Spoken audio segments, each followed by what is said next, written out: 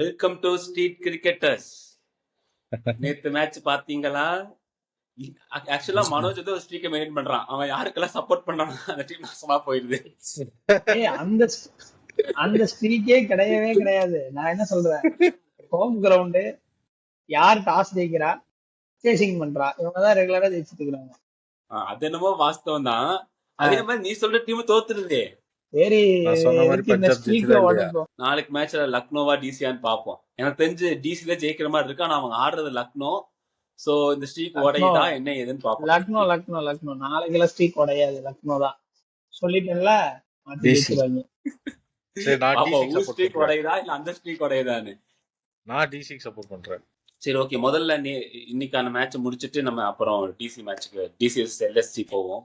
இன்னைக்கு மேட்ச் ரொம்பவே சூப்பரா இருந்துச்சு. ஃபர்ஸ்ட் ஆஃப் ஆல் ரொம்ப இன்ட்ரெஸ்டிங்கா போச்சு. 160 நல்லாவே சேஸ் பண்ணாங்க. ஐபிஎல்லோட அந்த ஒரு இதே அதுதான். ஒரு ஒன் சைடடா மேட்சா இருந்தா பாக்குறதுக்கு இன்ட்ரெஸ்ட் இருக்காது இல்லையா? இது வந்து செகண்ட் இன்னிங்ஸ்ல ஆஃப்டர் 10th ஓவர் சீசா மாதிரி இந்த பக்கம் அந்த பக்கம் இந்த பக்கம் அந்த பக்கம் போயிட்டே இருந்து. ஆக்சுவலா உங்களுக்கு வந்து இன்னொரு இன்ட்ரெஸ்டிங்கான விஷயம் இதுல என்னன்னா, ஜிடி டீம் வந்து அதிக 4 அடிச்சாங்க. அவங்க வெறும் 3 6 தான் அடிச்சாங்க. 15 to 16 4 என்னமோ அடிச்சாங்கன்னு நினைக்கிறேன். இந்த பக்கம் நம்ம பஞ்சாப் பார்த்தா இவங்க 4 4 தான் அடிச்சிருக்காங்க. 12 to 13 6 அடிச்சிருக்காங்க. 5 ஓவர்லயே 5 ஓவர்லயே அவங்க வந்து 5 6 அடிச்சிட்டாங்க. ஆனா ஜிடியோட கேம் பிளான் அது. இவங்க பஞ்சாபோட கேம் பிளான் வந்து இது இப்போ 2 வருஷமா வேற மாதிரி மாறிடுச்சு. பஞ்சாப் பொதுவாகவே ஜிடி வந்து பவுண்டரிஸ் தான் அடிக்கிறாங்க. சாய் சுதர்சன் இவங்க எல்லாம் பாத்தீங்கன்னா மேலேயே பறக்க விட மாட்டாங்க. அவங்க பவுண்டரிஸே தான் கான்சென்ட்ரேட் பண்ணி விளையாடுவாங்க.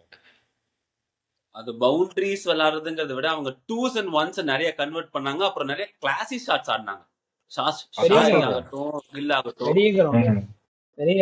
சூப்பரா டிரைவ் பண்ணாங்க நிறைய பால். நேத்து பார்த்தானா பவுண்டரி லைன்ல இருந்து எல்லாரும் ஒரு 10 யார்டு முன்னாடி தான் நின்னு ஃபீல்டிங் பண்ணிருந்தாங்க. நல்ல இன்ட்ரெஸ்டிங்கா போச்சு அந்த மேட்ச். ஃபர்ஸ்ட் 3 மேட்ச் ஒன் சைடா போச்சு. ஃபர்ஸ்ட் 3மே ஆர்சிபி மேட்ச் ஆகட்டும், எம்ஐ மேட்ச் ஆகட்டும், நேத்து நடந்த மகா பொட்ல மேட்ச் ஆகட்டும், எல்லாமே ஒன் சைடா போச்சு. இது வந்து கொஞ்சம் இன்ட்ரெஸ்டிங்கா போச்சு. அதுவும் ஆஃப்டர் செகண்ட் இன்னிங்ஸ்ல அந்த இவன் வந்ததுக்கு அப்புறம் தான், பிரசித் கிருஷ்ணா வந்ததுக்கு அப்புறம் தான் மேட்ச் இன்ட்ரெஸ்டிங்காவே ஆச்சு. அதே மாதிரி மேட்ச் முடிச்சு கொடுத்ததா வந்தாங்க கடைசி ஓவர்ல 3 விக்கெட். அந்த லாஸ்ட் ஓவர் யார் ஓடனாலும் அடிதான். கூப்பர் கான்லி வேற நல்ல மாவுக்கு போயிட்டு இருந்தா. நீ இது பாத்தியா? இப்போ ஃபர்ஸ்ட் இன்னிங்ஸ்ல ஸ்ரேயஸ் ஐயரோட பவுலிங் சேஞ்சஸ் யாரா நோட் பண்ணீங்களா? வேற லெவல்ல பண்ணிட்டு இருந்தான். நல்லா விளையாடுவோம் தெரியுமா? 5 பவுலரு ஆளாளுக்கு ஒரு ஸ்பெல்லு மாதிரியே கொடுக்கல. ஃபர்ஸ்ட் ஸ்பெல்லு கொடுத்தான், நடுவுல வந்து ஸ்பின்னருக்கு ஸ்பெல்லு கொடுத்தான். அதுக்கப்புறம் பார்த்தானா பாக்குறேன் ஹர்ஷதீப் சிங் எல்லாம் 15th ஓவர் கொண்டு வந்தான். 3rd ஓவர் ஹர்ஷதீப் அந்த மாதிரி போடுறான். அப்புறம் பார்த்தா எல்லாத்துக்கும் ஒவ்வொரு ஓவர் மிச்சம் வச்சிருக்கான். சரி, வைசாக் விஜயகுமார் மாதிரிலாம் நம்பிக்கை வச்சு நல்லா போட்டான்.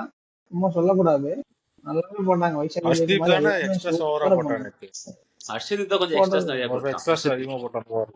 எல்லாமே. இது வாஷிங்டன் சுந்தர நிக்க வச்சு எடுத்தாங்க. ஃபுல்லா என்ன சொல்ல, இன்டு தி பிட்ச் ஸ்லோ பால்னு சொல்லுவாங்க. போட்டுட்டே இருக்கிறான். அவனும் உடம்புக்கு அடிக்கிறாங்க, ஒன்னும் பண்ண முடியல. ஒரே பால் வெளியில போட்டா அடிச்சா கேட்ச். அவர் இந்த மாதிரி இருந்தது. ஷாருக்கான் அடிக்கல, வாஷிங்டன் சுந்தர் அடிக்கல, அப்புறம் நம்ம ஒரு சாய் சுதர்சன் அடிக்கல. நேற்று வந்து குஜராத் தமிழன்ஸ் வந்து கொஞ்சம் கம்மியா தான் பெர்ஃபார்ம் பண்ணியிருக்காங்க. இல்ல, எனக்கு வந்து குஜராத் பேட்டிங்ல வந்து ஒரு ஹிட்டர், அதாவது பினிஷர் ஹிட்டர் இல்லைன்னு நினைக்கிறேன். 6 அடிக்கிற அளவுக்கு ஹிட்டர் இல்லைன்னு நினைக்கிறேன். ஹிட்டர் ஒருத்தர் வேணும். அதான் வந்து அடிக்கலையே நேத்து. ஒண்ணுமே அவங்க தெளிவா ஹிட்டர்ஸ் இல்ல, எல்லாமே கிளாசிக் பேட்ஸ்மேன்ஸ் தான். கில்லா இருக்கட்டும், சாய் சுதர்சன் ஆகட்டும், இவங்க எல்லாம் அந்த லைனப்பே பார்த்தாலே எல்லாமே வளராது. இல்ல, அதுக்கு அவங்க கிளென் பிலிப்ஸ் கொண்டு வந்திருக்காங்க. பட் கிளென் பிலிப்ஸ் அடிக்கல பெருசா. நல்லா ட்ரை பண்ணாரு, போகவே இல்ல. கிளென் பிலிப்ஸ் 6 அடிச்சாரு, சர்ன்னு போச்சு ஸ்ட்ரைட்ல. மேல அடிச்சாரு. எனக்கு இன்னொன்னு நேற்று கமெண்ட்ரி பக்கம் தெரிஞ்சது, கென் பிலிப்ஸ் வந்து டெபியூட்டுங்கிற மாதிரி. என்னடா இவனை இன்னுமாலாம் ஐபிஎல்ல இறக்காம இருக்கீங்க அப்படிங்கிற மாதிரிதான் இருந்தது. பாப்போம், கென் பிலிப்ஸ் உள்ள வந்திருக்கிறாரு. கேட்ச் ஆஃப் தி டோர்னமெண்ட் ரெகுலரா அவர் எடுக்கிறாரா இல்லையான்னு பாப்போம். ம். அதே மாதிரி கூப்பர் காலனிக்கு நேத்தா டெபியூ செம்மையா ஆனா ஃபர்ஸ்ட் மேட்சே ஸ்டார்டிங் குளம் தள்ளிட்டான். நாலாவது ஆ. மேட்ச் அப்புறம் போக போக மெச்சூர்டா எடுத்துட்டு போனான் இன்னிங்ஸ. ஃபர்ஸ்ட் மேட்சே ம். லாஸ்ட் வரைக்கும் ஆடி வின் பண்ணி கொடுத்துருக்கான். சூப்பரா ஆனா நேத்து. ம். அதுதான் ஆக்சுவலா இப்ப ஜிடி சேஸ்ல இருந்தா வச்சுக்க, 6 அடிக்க மாட்டேங்கிறாங்க எல்லாம் பேசிட்டு இருக்கோம்ல, 4 அடிச்சே அழகா ஜெயிக்கிறது அப்படின்னு காட்டியிருப்பானுங்க ஜிடி. ஆனா அன்பார்ச்சுனேட்டா டாஸ் ஜெயிச்சது பஞ்சாப், அதனால அவங்க ஃபர்ஸ்ட் பேட்டிங். நேத்து லாஸ்ட் சீசனே வந்து அதிக 4 அடிச்ச டீம் வந்து ஜிடி தான். அதான் என்னன்னா ரஷித் கான் வந்து போடுறான் விக்கெட் எடுத்துட்டு, இந்த மாதிரிலாம் ரஷித் கான் பெருசா செலிப்ரேட் பண்ணியோ ஆக்ரோஷமா இருந்தா பார்த்தது இல்ல. அடிச்சு விக்கெட் எடுத்துட்டு ஒரு மாதிரி பயங்கரமா செலிப்ரேட் பண்ண ஆரம்பிச்சிட்டான்.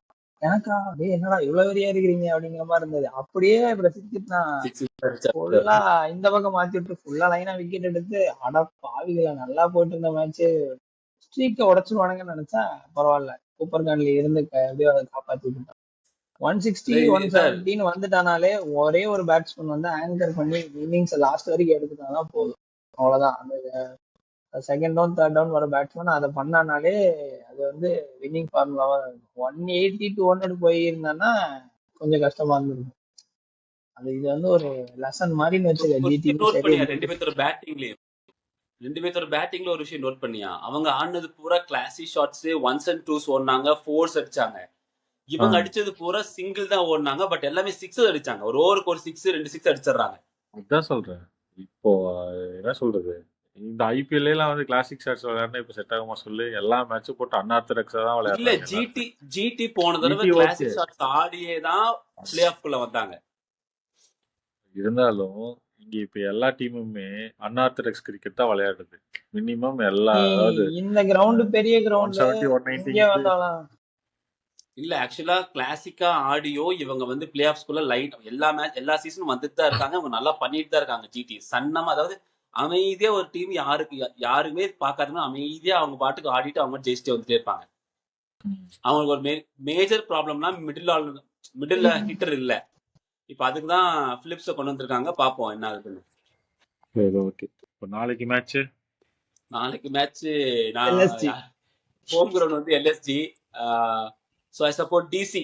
நான் டிசி சொல்றேன். நானும் டிசி தான்.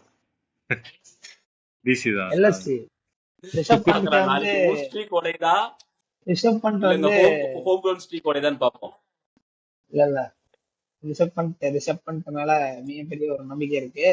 அவர் ஒரு நல்ல கம்பேக் கொடுப்பாரு. நாளைக்கு வந்து பிளேயர் ஆஃப் தி மேட்ச் கூட ரிஷப் பண்ட் ஆகிறதுக்கு வாய்ப்பு இருக்கு. எனக்கு வந்து அந்த டீம் மேல எல்லாம் சந்தேகம் கிடையாது. எனக்கு ஒரே ஒரு டவுட் எடுத்துமா, அந்த டீமோட ஓனர் மேலதான். அவன் அந்த டீம் அவன் இருக்க வரைக்கும் அந்த டீம் ஜெயிக்கவே அவனை ஏன்டா புடிச்சு அடிக்கிறீங்க? ஆதி காலத்துல இருந்து அப்படிதான் பட்டிருக்கான். தோனி கிட்டையும் அப்படிதான் பண்ணா, கேஎல் ராகுலையும் அப்படிதான் பண்ணா. அதாவது அவங்க ஓனருக்கும் கீப்பருக்கும் ஒரு காதல் கதை. ஜெர்சி பாத்தியா? Red and black. அப்படியா? பாக்கல. நீங்க தான் பார்க்கணும். எல்எஸ்ஜி ஜெர்சி பார்க்கலையா? லாஸ்ட் டைம் சூப்பரா இருந்துச்சு ப்ளூ கலர். இப்போ ரெட் அண்ட் பிளாக்ல வந்திருக்காங்க. அது ஸ்ட்ரைப்ஸ் நல்லா இல்ல.